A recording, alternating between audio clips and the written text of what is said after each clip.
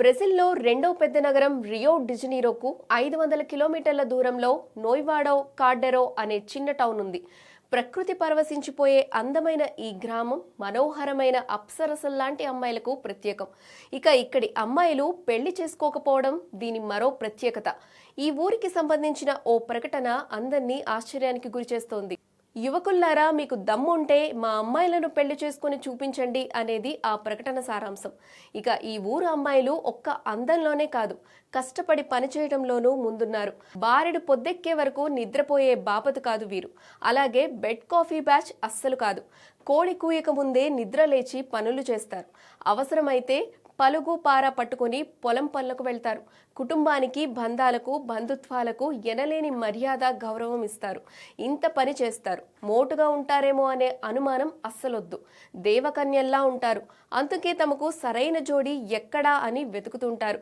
ఇకపోతే ఇలాంటి అమ్మాయిలు పెళ్లి చేసుకోవడానికి ముచ్చటగా 3 షరతులున్నాయి.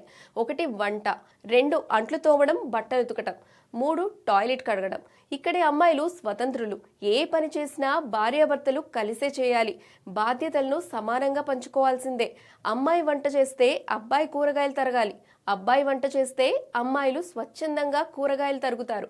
ఎన్ని బట్టలున్నా ఇద్దరు కలిసే ఉతకాలి. టాయిలెట్ క్లీనింగ్ బాధ్యత మాత్రం అబ్బాయిలదే. 1891లో మారియో సెనోరినా అనే అమ్మాయి ఓ వ్యక్తిని ప్రేమించింది. తాను ప్రేమించిన వ్యక్తిని బలవంతంగా పెళ్లి చేసుకుంది.